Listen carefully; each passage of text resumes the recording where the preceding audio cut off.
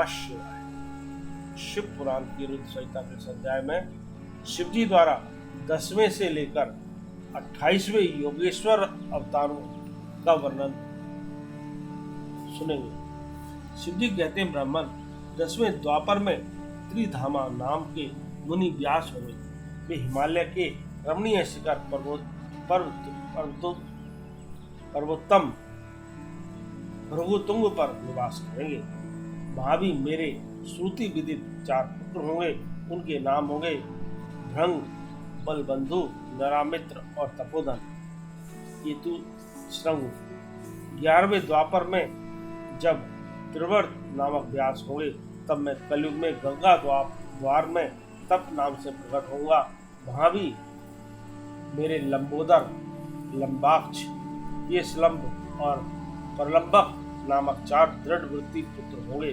12वीं चतुर्युगी के द्वापर युग में सत्तेजा नाम के वेद व्यास होंगे। उस समय में द्वापर के समाप्त होने पर कलयुग में हेम कंचुक में जाकर अत्रि नाम से अवतार लूंगा और व्यास की सहायता के लिए निवृत्ति मार्ग को प्रतिष्ठित करूंगा।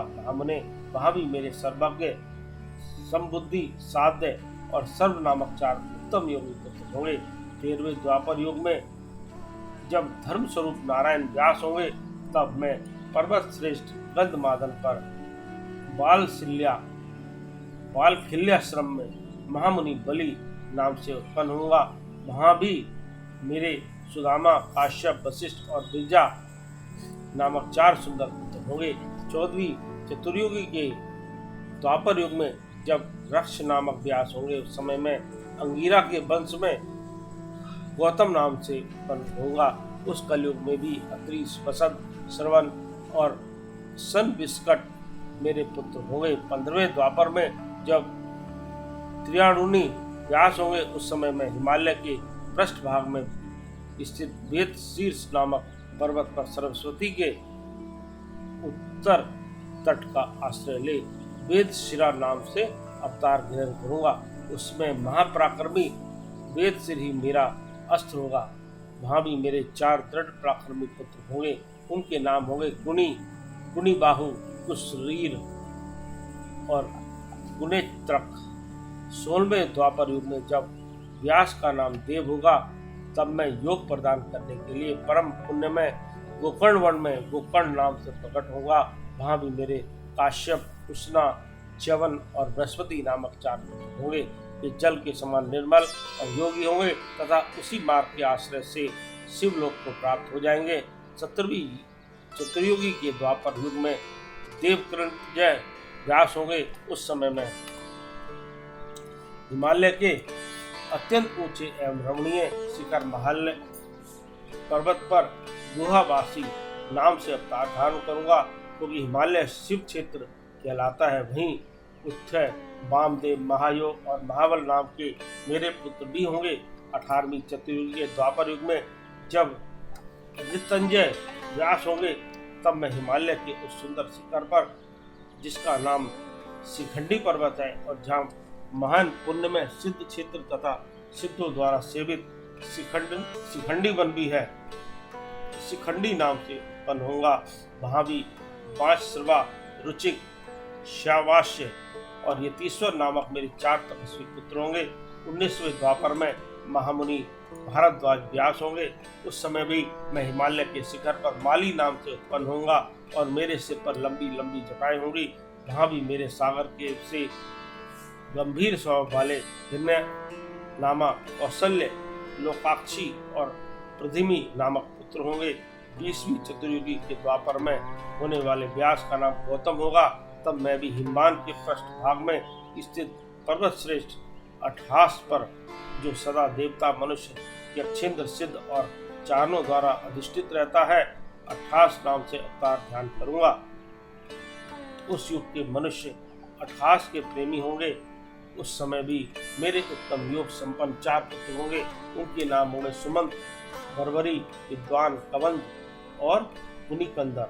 21वें द्वापर युग में जब वात्स्रवा नाम के व्यास होंगे, तब मैं दारुक नाम से प्रकट होगा, इसलिए उस शुभ स्थान का नाम दारुवन पड़ जाएगा।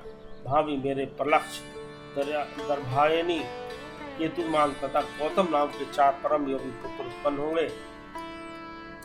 22वीं चतुर्युगी के द्वापर में जब सुषमायन नामक व्यास होंगे, तब मैं भी वाराणसीपुरी में लांगली भीम नामक महामुनि के रूप में अवतरित होगा।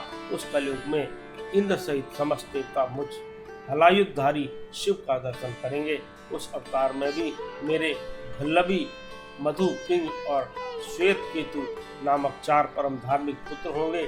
23वीं ये चतुर्युगी में जब तर्ण बिंदु मुनि व्यास होंगे, तब मैं सुंदर कलिंजर गिरी और श्वेत नाम से प्रकट होगा।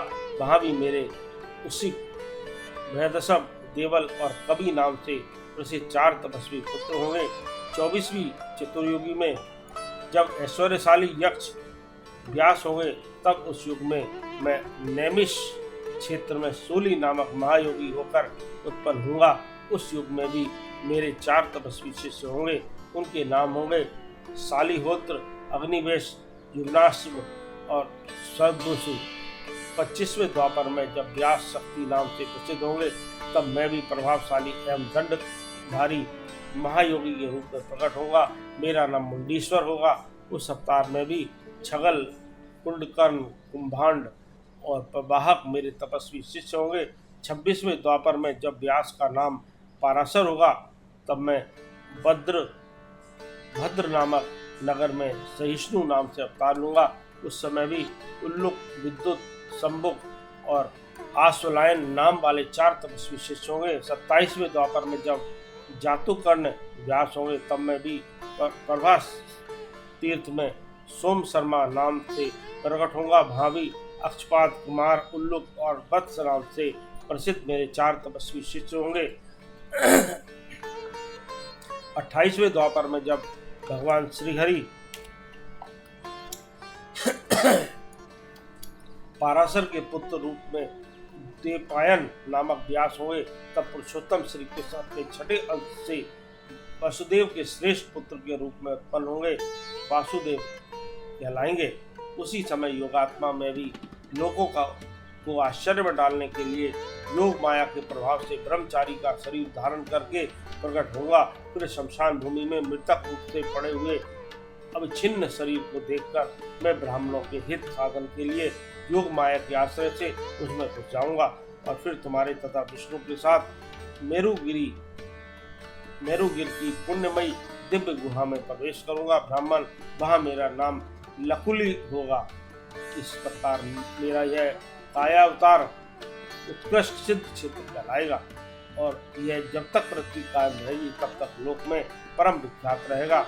उस अवतार में भी मेरे 4 तपस्वी शिष्य होंगे। उनके नाम कुशिक, गर्ग, मित्र और पौरुष्य होंगे। वे वेदों के पारगामी ऊर्ध्व रेता ब्राह्मण योगी होंगे और महेश्वर युग को प्राप्त करके शिवलोक को चले जाएंगे।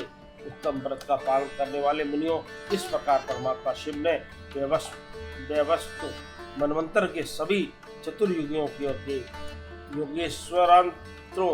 योगेश्वर अवतारों का सम्यक रूप से वर्णन किया था। विभो 28 व्यास के अनुसार एक एक करके प्रत्येक द्वापर में होंगे और योगेश्वर अवतार प्रत्येक कलयुग के प्रारंभ में प्रत्येक योगेश्वर अवतार के साथ उनके 4 अविनाशी शिष्य भी होंगे, जो महान शिव भक्त और योग मार्ग को वृद्धि करने वाले होंगे। इन पशुपति के शिष्यों के शरीर पर भस्म भ्रमी रहेगी, ललाट त्रिपुंडर से सुशोभित रहेगा और रुद्राक्ष की माला भी उनका आभूषण होगा। ये सभी शिष्य धर्मपरायण, वेद वेदांग के पारगामी विद्वान और सदा बाहर भीतर से लिंगाचरण में तत्पर रहने वाले होंगे। ये शिव जी में भक्ति रखकर योग पूर्वक ध्यान में निष्ठा रखने वाले और जितेंद्रिय होंगे। विद्वानों ने इनकी संख्या 112 बतलाई है। इस प्रकार मैंने 28 युगों के क्रम से मनु से लेकर कृष्णावतार पर्यंत सभी अवतारों के लक्षणों का वर्णन कर दिया। तब जब श्रुति समूह का वेदांत के रूप में प्रयोग होगा, तब उस कल्प में कृष्ण देवपायन व्यास होंगे, जो महेश्वर ने ब्रह्मा जी पर अनुग्रह करके योगेश्वर अवतारों का वर्णन किया और फिर वे देवेश्वर उनकी ओर दृष्टिपात करके वहीं अंतर्धान हो गए। इस प्रकार रुद्र संहिता का यह अध्याय समाप्त हुआ। ओम नमः शिवाय। हर हर महादेव।